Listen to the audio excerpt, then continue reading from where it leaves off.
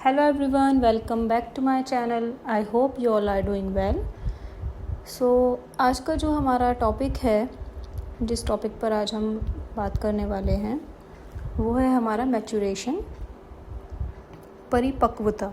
ठीक है, तो आज के वीडियो लेक्चर में हम मैचुरेशन पर डिस्कस करने वाले हैं. ठीक है, इसके बारे में हम डिटेल में जो है जानेंगे. तो ये वीडियो जो है उन सभी एस्पिरेंट्स के लिए बहुत इम्पॉर्टेंट है जो सीटेट या किसी भी टीचिंग एग्ज़ाम की प्रिपरेशन कर रहे हैं, किसी भी टीचिंग से रिलेटेड कॉम्पिटिटिव एग्ज़ाम की प्रिपरेशन अगर आप कर रहे हैं तो ये आपके लिए बहुत हेल्पफुल होने वाला है. तो वीडियो में एंड तक बने रहिएगा. तो चलें स्टार्ट करते हैं. देखें, मैचुरेशन क्या है. मैचुरेशन एक नेचुरल प्रोसेस है. ठीक है, किसका नेचुरल प्रोसेस है? ग्रोथ एंड डेवलपमेंट का. ठीक है, जो किसकी वजह से होता है? हमारे जेनेटिक इनहेरिटेंस की वजह से होता है. ठीक है, यानी परिपक्वता वह प्राकृतिक प्रक्रिया है जिसके द्वारा व्यक्ति में शारीरिक, मानसिक और व्यवहारिक परिवर्तन आते हैं. ये परिवर्तन मुख्य रूप से वंशानुगत यानी कि जेनेटिक कारणों से होते हैं. यानी पहली बात यहाँ पर हमें जो फर्स्ट पॉइंट जो हमने यहाँ जाना वो ये है कि जो मैचुरेशन है, जो परिपक्वता है, वो क्या है? इनबॉर्न है. यानी वो हमें हेरिडिटी से ही हम तक पहुंच रही है, जेनेटिकली. ठीक है, अब यहाँ पर आप इसको सिंपल वर्ड्स में ऐसे भी इसको आप ध्यान में रख सकते हैं कि मैचुरेशन जो है ये एक नेचर्स गिफ्ट है. ठीक है, और अभी आगे जब हम मैचुरेशन के साथ लर्निंग को कनेक्ट करेंगे तो वहाँ पर हम क्या देखते हैं? लर्निंग क्या है? वो एक एक्सपीरियंस गिफ्ट है. यानी वो हमें हमारे एक्सपीरियंस से होती है. यानी जो लर्निंग है वो एक्सपीरियंस बेस्ड होती है हमारी. ठीक है, तो मैचुरेशन क्या है? वो नेचुरल है, इनबॉर्न है, जेनेटिक है. ठीक है, अब यहाँ पर मैचुरेशन से रिलेटेड कुछ इम्पॉर्टेंट जो साइकोलॉजिस्ट हैं उनके बारे में थोड़ा जान लेते हैं कि ए गैसल जो हैं, मैचुरेशन का जो ये कॉन्सेप्ट है इसको इंट्रोड्यूस किसने किया था? सबसे पहले 1990 में ए गैसल ने किया था. ठीक है, उन्होंने कहा कि maturation is the unfolding of genetically determined capacities. यानी ए गैसल के अनुसार परिपक्वता वह प्रक्रिया है जिसमें जन्म से मिली हुई क्षमताएं समय के साथ स्वाभाविक रूप से विकसित होती हैं. यानी हमारे अंदर जन्म के बाद से वो स्वाभाविक रूप से समय समय पर वो विकसित होती रहती हैं. ठीक है, तो यहाँ पर आप याद रखेंगे ए गैसल के बारे में. इन्होंने जो है ये मैचुरेशन का कॉन्सेप्ट दिया था, 1919 में दिया था. ठीक है, इसके अलावा नेक्स्ट जो है यहाँ पर ग्रॉ, ये 1942 में इन्होंने इनकी डिफाइन ये है, इन्होंने क्या स्टेटमेंट दिया? मैचुरेशन इंक्लूड्स चेंजेस दैट एक्कर विद एज. यानी मैचुरेशंस में कौन से चेंजेस इंक्लूड हैं? जो हमारी एज के साथ साथ हमें देखने को मिलते हैं.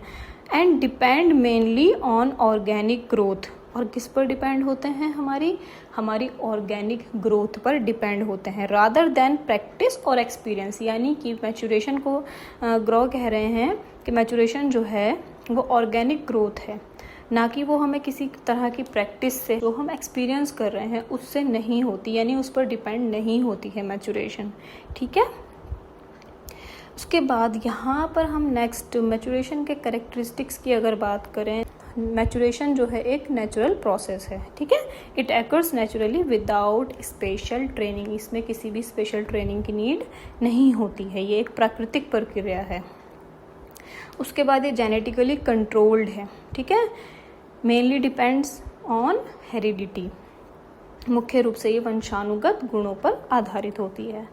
Third one is universal process. यानी मैचुरेशन क्या है? एक यूनिवर्सल प्रोसेस है. Every normal child passes through the stages of maturation. यानी पूरे यूनिवर्स में जहाँ कहीं भी बच्चे पाए जाएंगे, ऐसा नहीं है कि इंडिया के बच्चों में ही ये देखने को मिलेगा, ये अमेरिका के बच्चों में ये देखने को मिलेगा, ये अमेरिका के बच्चों में कुछ अलग तरीके से होगा. ठीक है, यानी बच्चा जो है जो नॉर्मली ग्रो कर रहा है, हर बच्चा, नॉर्मल बच्चा जो है वो मैचुरेशन की स्टेजेस से गुजरता है. ठीक है, रिस्पॉन्सिबल फॉर डेवलपमेंट मैचुरेशन जो है, मैंने अभी आपको स्टार्टिंग में ही ये बताया था कि ग्रोथ और डेवलपमेंट के बीच का एक, हम बोल सकते हैं इसको एक कड़ी है ये, यानी इन दोनों के बीच की एक ऐसी प्रोसेस है ग्रोथ और डेवलपमेंट के बीच की। यानी हम यहाँ क्या समझ पा रहे हैं कि मैचुरेशन जो है वो किसके लिए रिस्पॉन्सिबल है, डेवलपमेंट के लिए रिस्पॉन्सिबल है। डेवलपमेंट क्या होता है, अपने बॉडी के अंदर हम जितने भी क्वालिटेटिव चेंजेस देखते हैं, ठीक है, गुणात्मक जो हमारे अंदर बदलाव आते हैं, हम सोशली डेवलप होते हैं, मोरली डेवलप्ड होते हैं, मेंटली हम डेवलप होते हैं धीरे धीरे, ठीक है। तो ये सारा डेवलपमेंट की जो प्रोसेस है वो किस पर डिपेंड है, हमारी जो डेवलपमेंट जो है वो डेवलपमेंट की प्रोसेस के लिए जो है हमारा मैचुरेशन रिस्पॉन्सिबल है, ठीक है। Maturation brings physical, mental and behavioural changes, यानी मैचुरेशन ही क्या लाता है हमारे अंदर, फिजिकल, मेंटल और बिहेवियरल चेंजेस लेकर आता है, ठीक है। शारीरिक, मानसिक और व्यवहारिक विकास में महत्वपूर्ण भूमिका निभाता है। अब यहाँ पर देखें, मैचुरेशन हमने क्या जाना कि मैचुरेशन क्या है, वो नेचुरल है, जेनेटिक है, ठीक है, हेरिडिटी से हम तक पहुँचता है, ठीक है। या हम अपने एनवायरनमेंट में रह कर के, यानी जन्म के बाद, बर्थ के बाद हम अपने एनवायरनमेंट से इसको गेन नहीं करते हैं। लेकिन यहाँ पर क्या, अगर हम लर्निंग की बात करें तो लर्निंग एक ऐसी प्रोसेस है जिसको हम अपने एक्सपीरियंस से एक्वायर्ड करते हैं, है ना। तो मैचुरेशन क्या है, यहाँ पर मैचुरेशन एक नेचुरल प्रोसेस है, जबकि लर्निंग जो है ये हम कैसे लर्न कर पाते हैं। कोई भी चीज़ है, किसी भी चीज़ के बारे में किसी भी तरह की लर्निंग जो है वो कैसे होती है, हम उसको कैसे एक्वायर्ड करते हैं, एक्सपीरियंस से, ठीक है। हमारे जो हम एक्सपीरियंस करते हैं, हमारे बिहेवियर में चेंजेस आते हैं, वो क्या है, हमारी लर्निंग है, ठीक है। उसके बाद यहाँ पर हम डिफ्रेंशिएशन की बात करें अगर, तो मैचुरेशन जो है वो नेचुरल प्रोसेस है, हेरिडिटी, और जो हमारा लर्निंग है वो हम एक्वायर्ड करते हैं एक्सपीरियंस से। मैचुरेशन हमारा बेस्ड ऑन हेरिडिटी है, जबकि हमारा जो लर्निंग है वो हमारे एनवायरनमेंट पर बेस करती है। जैसा हमारा एनवायरनमेंट होगा हम वैसे ही एक्सपीरियंस को एक्वायर्ड करते हैं, है ना। उसके बाद यूनिवर्सल, मैचुरेशन क्या है, यूनिवर्सल है, और लर्निंग क्या है, डिपेंड्स ऑन अपॉर्चुनिटीज़। जहाँ कहीं भी हम जितने भी लोग, जहाँ जैसे भी अपॉर्चुनिटीज़ हमें मिल रही हैं, हम उसी के अकॉर्डिंग ही हम एक्सपीरियंस करते हैं और उसी के हिसाब से फिर हमारी लर्निंग होती है ना। हर बच्चा अलग अलग एनवायरनमेंट में रहता है, उस एनवायरनमेंट में रह कर के उसको जैसी अपॉर्चुनिटीज़ मिलती हैं उसी के अकॉर्डिंग उसकी लर्निंग होती है, ठीक है। यानी हमारे अपॉर्चुनिटीज़ पर डिपेंड करती है लर्निंग।